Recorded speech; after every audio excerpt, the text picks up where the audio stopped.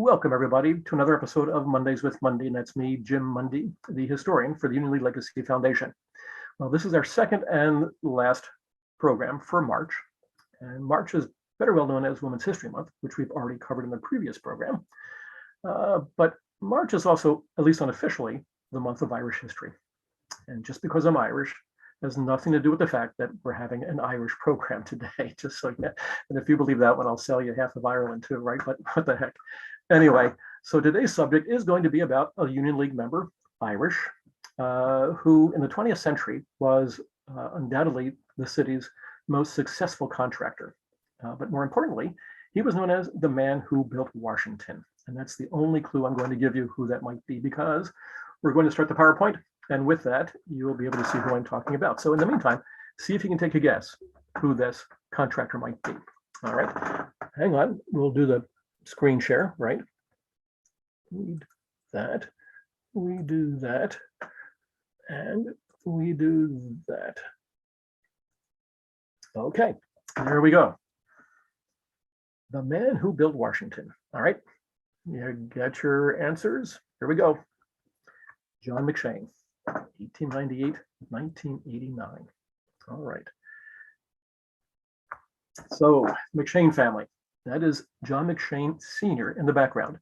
He and his wife, Catherine, were Irish immigrants in the early 1880s from County Derry in the Ulster province of Ireland, way up in the north. All right. And McShanes came to Philadelphia because John McShane had a brother, William, who was already in the city working as a carpenter and a part-time contractor. And after all, the Irish at this point were not very well educated, but they knew how to use their hands and their ingenuity, and they became some of the best, most successful contractors in the city in the late 19th and early 20th centuries. And the McShanes would be no different, to be honest. So this is John McShane Sr. With his 4 children. That is Helen on the left, and then moving to the right, we have John Jr. with that maybe somewhat petulant look on his face, and then Catherine, and then James in the background. All right. Now, Catherine Malloy had died in 1902, just before that photograph was taken, in 1903, and that is she. So the McShanes grew up motherless for a few years anyway. So what happened to John?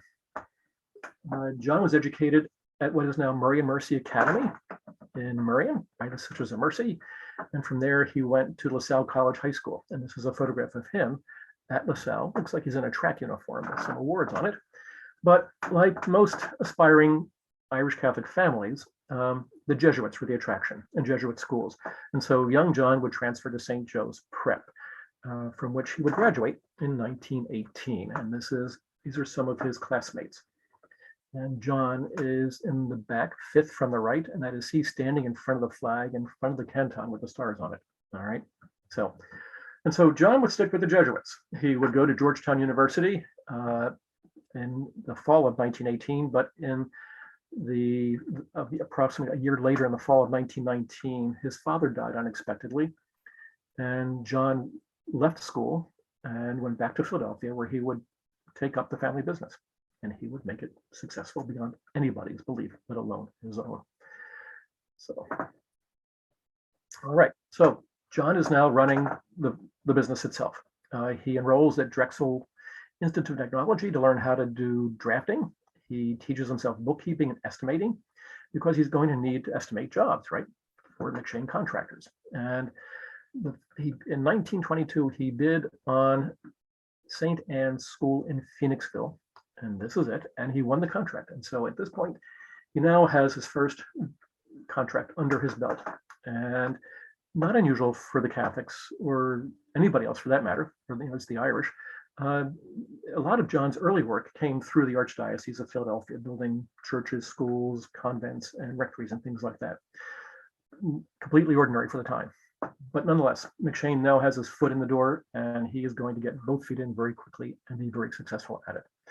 So in 1927, he was going to get married, and don't know how they met, but he would kind of, as the Quakers might put it, he married out of meeting, and that is he married a German Catholic, to be precise. He married Mary Horseman, whose father Ignatius And the Horseman family were in the clothing business in Philadelphia, not surprisingly, and being a textile center.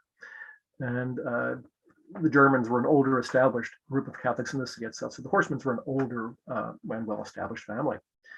And so Mary Horseman married John McShain, and that is John McShane's third from the left in the back row. All right. And I think the gentleman to the left of him is actually his father-in-law because he looks like a horseman. I've known a number of horsemen through the years, including Ignatius Horseman II, who was a member of the League for, oh my gosh, it seemed like 50 years, and they look the same. So I'm betting that's Mary Horseman's father, Ignatius. All right, so here's the wedding couple themselves, and a handsome couple they were, indeed.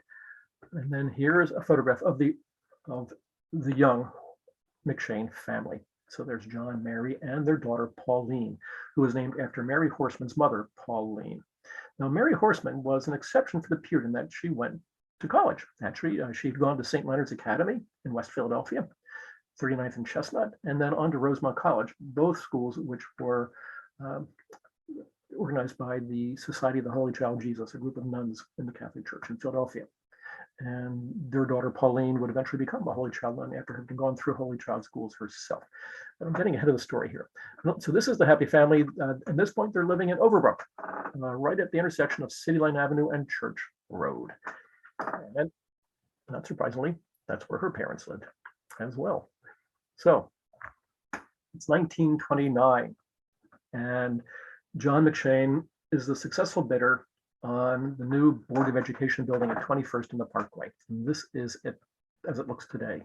It's no longer the Board of Education. It's now apartments or condominiums. I'm not sure which, but nonetheless, this is how John really got his foot in the door in Philadelphia. And he never had to take it out, all right? Because this was really the beginning of an amazing career for an amazing individual. So 1929, now keep in mind too, 1929, what happens? The Depression. And somehow, not quite sure how, I haven't been able to find out how, but I will. McShane ends up in Washington, D.C. and becomes friends with FDR. Now that's unusual because McShane's father-in-law was a Republican and a member of the Union League at this point. McShane himself was a Republican, surprisingly, for an Irish Catholic contractor. You'd think they'd automatically be Democrats, but John McShane was a Republican as well. But nonetheless, though, FDR and somebody in the administration took a liking to John McShane. And so he was the successful bidder on something called the John Adams Building. This was the first major annex to the Library of Congress.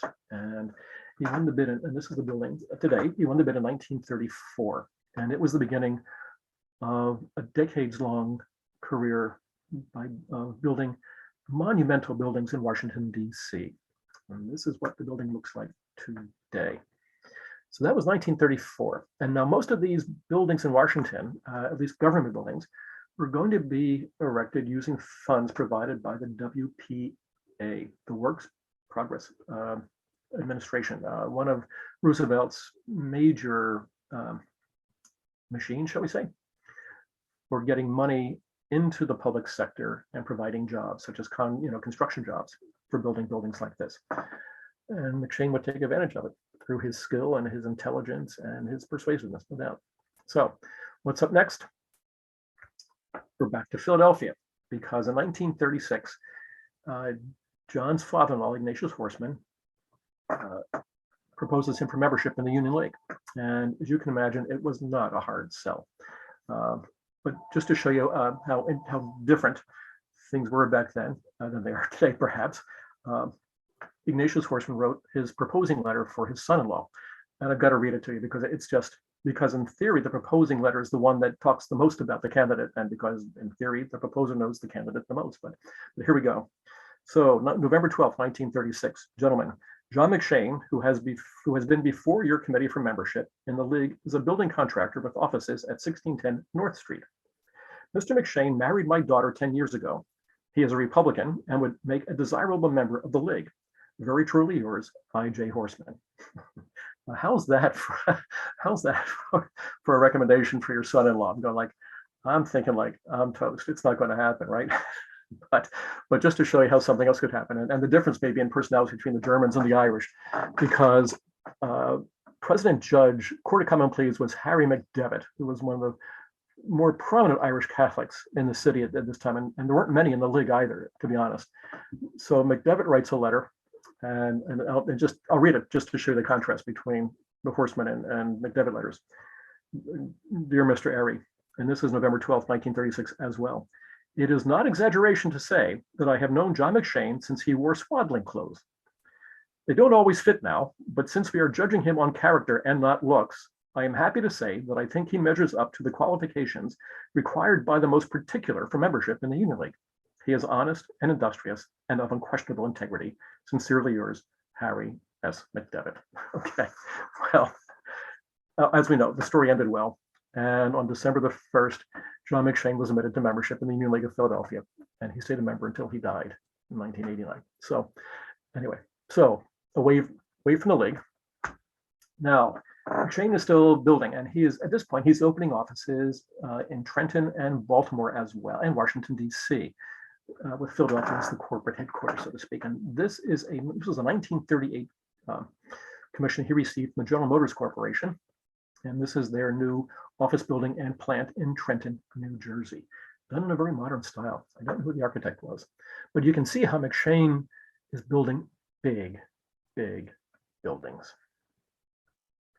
1939, he gets the commission for one of the most recognizable buildings in all of Washington, D.C., the Jefferson Memorial.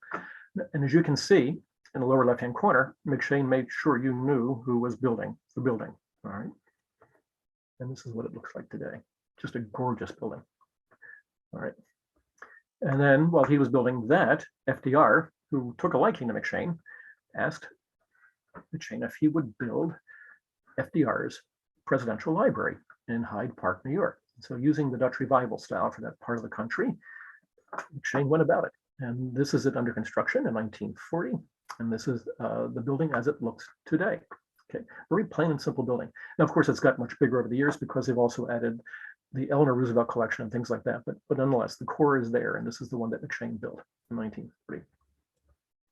And then at the same time, he was building that, he got the commission to build this. And I'm going to assume everybody recognizes it, even though it's under construction, because it would become, at its time, the largest office building in the world. And here it is, the Pentagon. What an amazing accomplishment and achievement.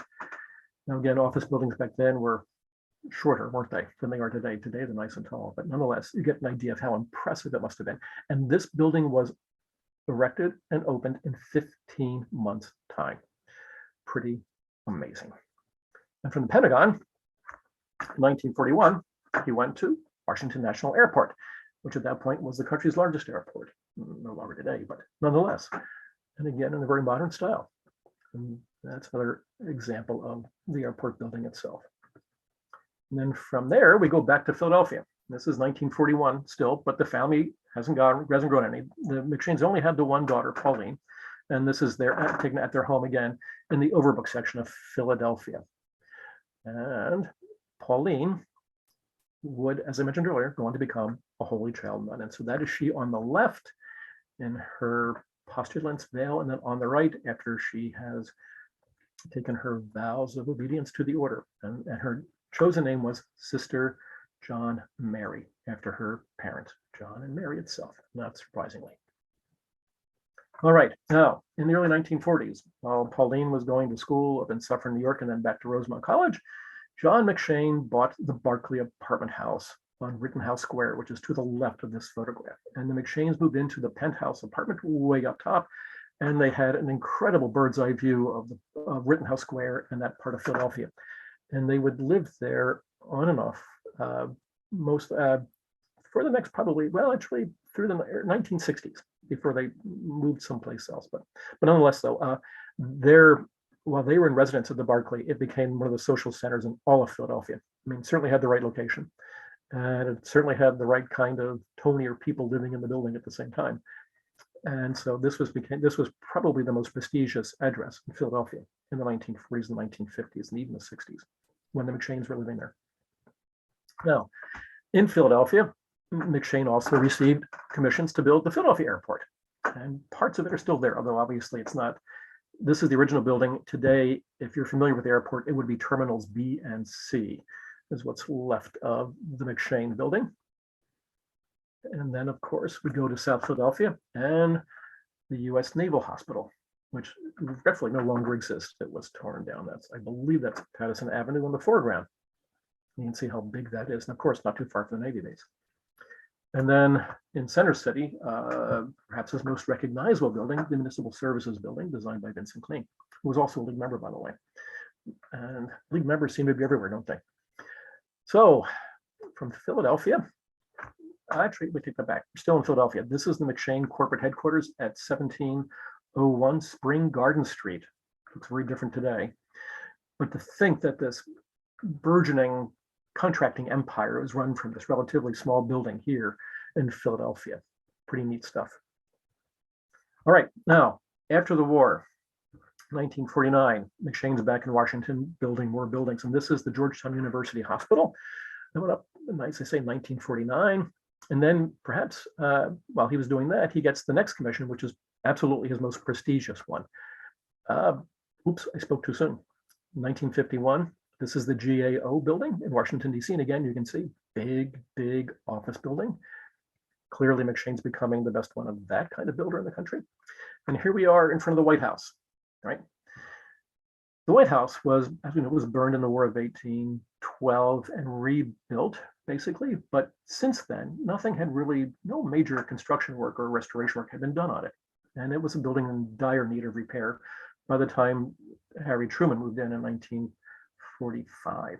Now, Congress would appropriate the money. They'd create a building committee, which you see here standing, a restoration committee, which you see standing in front of the White House itself. And basically they would gut the building. And as you'll see shortly, and that is John McShane, fifth from right. So just count over, and that's he in that overcoat with his fedora, it looks like. And this is what they did to the inside of the building itself. Absolutely amazing, isn't it? Okay, I mean, to think that they had tractors and trucks, dump trucks right inside the building itself, and it's getting a steel frame, as you can see. It was a major undertaking, phenomenal one. And again, McShane was never one to make, always want to make sure you knew who was building what or who was doing what. And that's the sign on the White House. But you wouldn't do that nowadays, would you? but McShane could do it. So, and of course, the Trumans moved in just before it was time to pass on to the Eisenhowers. And as I said, McShane was a registered Republican. So as you can imagine, he learned to work well with members of both parties in Washington, D.C. But so here is Eisenhower's inauguration parade on January the 20th of 1953. And as you can see, welcome President and Mrs. Eisenhower, John McShane grandstand. You gotta like it. All right. Well, I don't know if you could do that away, if you get away with that one today or not, but you could back then, certainly.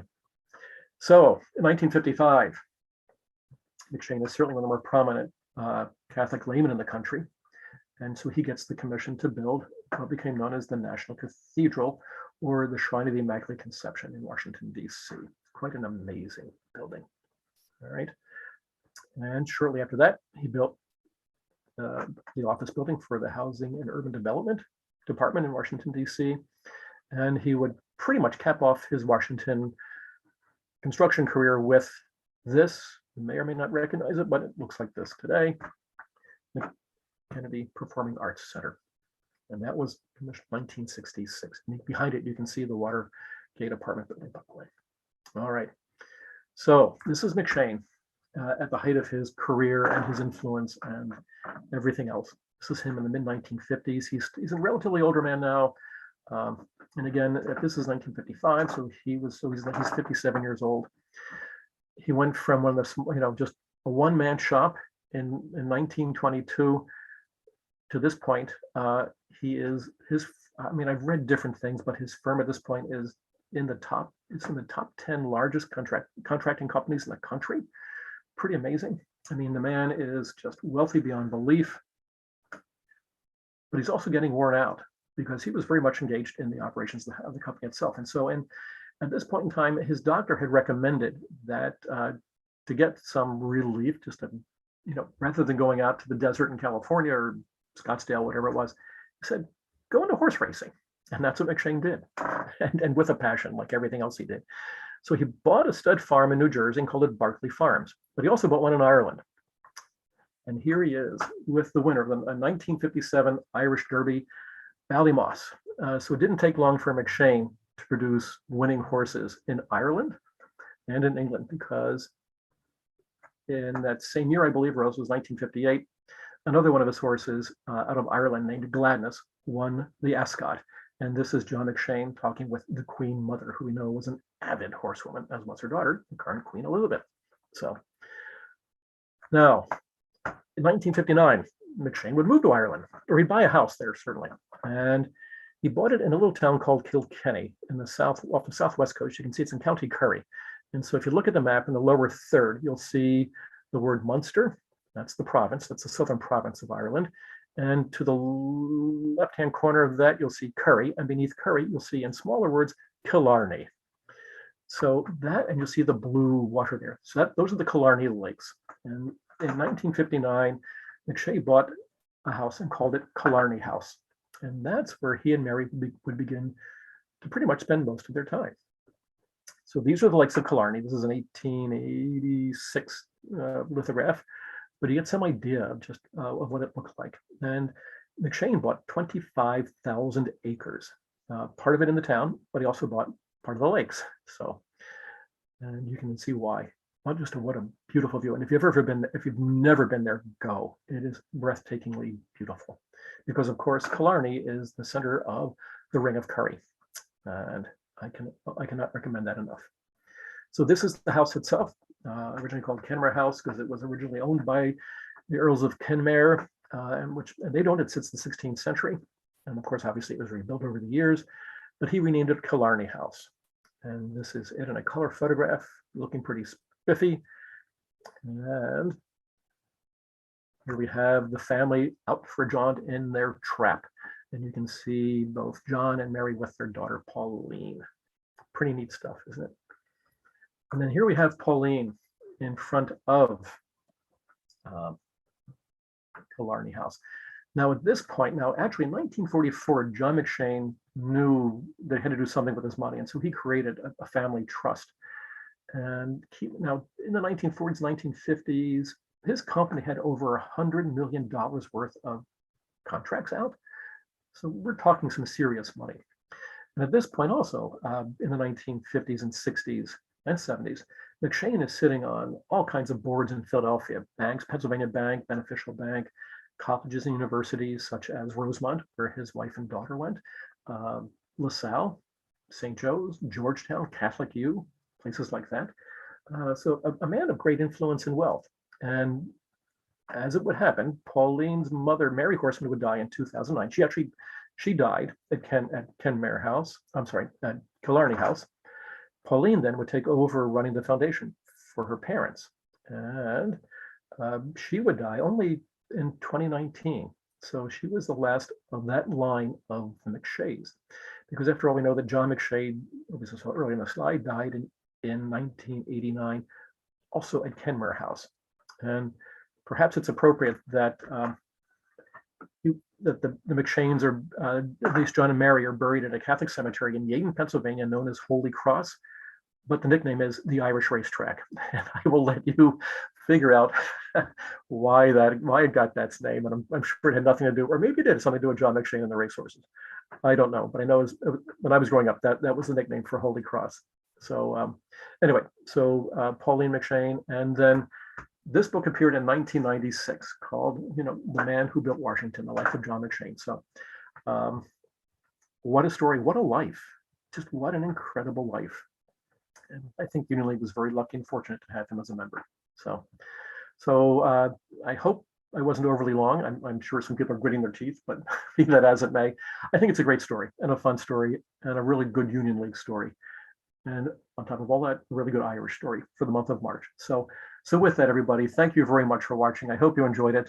And we'll look forward to seeing you in April for our next episode of Mondays with Mundy. So thanks again. Stay well and take care, and goodbye.